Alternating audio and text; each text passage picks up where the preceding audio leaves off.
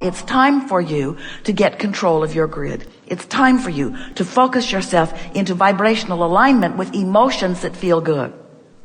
And that's why your guidance system is so magnificent. It lets you know thought by thought the alignment. You could be feeling pretty good. You could be listening to one of our recordings. You could be sitting in a seminar like this. You could be listening to us rampage, letting you know who you are, expressing to you the laws of the universe, and your vibration would be and is raising, raising, raising, raising, raising. You could have experience. You could go to a concert or put in some magnificent music or go to a movie or visit with a friend. And in your observation of those moments in time, your vibration will raise, raise, raise, raise, raise. And momentarily, you'll have the grid filling in of positive emotion. You'll have the grid filling in of good ideas. But the question is, are you sustaining it, or are you slipping back into old patterns of thought? Do you need someone positive around you to goose you into better emotions? Do you need some stimulation all of the time? And friends, we're not encouraging you to avoid any positive stimulation. We're just saying to you that if you understand the importance of, if you understand the system of, if you understand the vibrational basis of the world in which you live, and then you apply to it your own emotional guidance system, which lets you know in every moment what you're doing with your emotions, what you're doing with your vibration in relationship to what's going on in your vortex. Now you have control of your frequency if you care to focus yourself into alignment. When you allow the universe to yield to you, when you get into this place where you're really tending to your grid, meditation is a wonderful way to do that. And lists of things that you appreciate, rampages of appreciation, looking for positive aspects, all of that from where you are would be really good for you to apply. So you get to this place where your vibration is consistently in alignment with what's in your vortex, so that the ideas are flowing in, and then sort of magical things begin to unfold.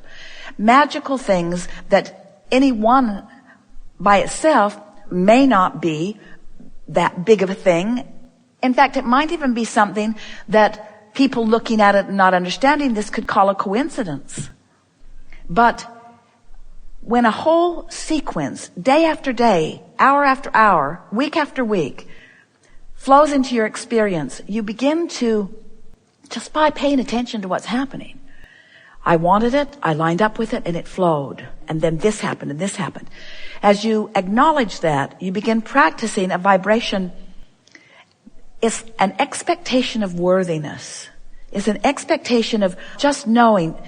Do you remember being little and just being loved for no good reason? Do you remember somebody who just loved you? You didn't have to jump through hoops. They just loved you.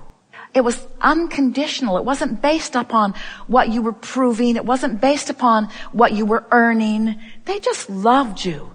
And they were sort of few and far between in your world for most of you, because most people still believed that their happiness depended upon them seeing things that pleased them, and you were part of what needed to please them. And so you sort of got roped into being a good performer to keep others happy. And in the process, you lost your sense of unconditional love, unconditional receiving of the goodness that you deserve.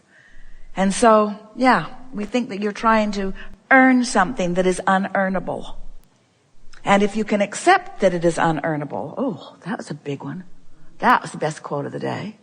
If you can accept that the love that you seek is unearnable, can't earn it through your effort or through your hard work, but you can line up with it through your absence of resistance, then you start discovering it's not magic, it's just natural. But you start feeling this natural flow of well-being, and your desire to perform and jump through hoops begins to diminish.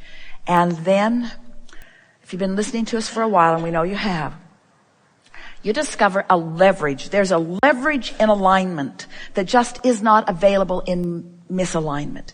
When you take the time to tune in, to care about how you feel, and reach for thoughts that feel better and better and better, so that you're expecting good things to come to you and to others to come to you, what happens is this vortex flows in such effortless fashion that people who watch you are really surprised.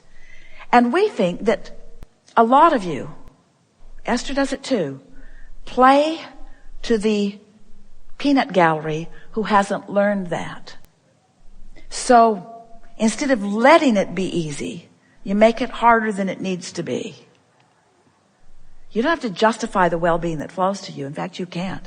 Not one of you could ever do enough to earn your right to have sunshine every day. It's not on anybody's list. Not any of you are keeping track of the sun coming up. And even if you were, you couldn't control whether it does or not. And there's not enough that you could do or pay for the benefit that you receive from the sunshine that shines on this planet. There's nothing that you could do. It's just bigger. That reward is bigger than anything that you could earn. And on and on and on it goes. Your planet spins in its orbit in perfect proximity to other planets.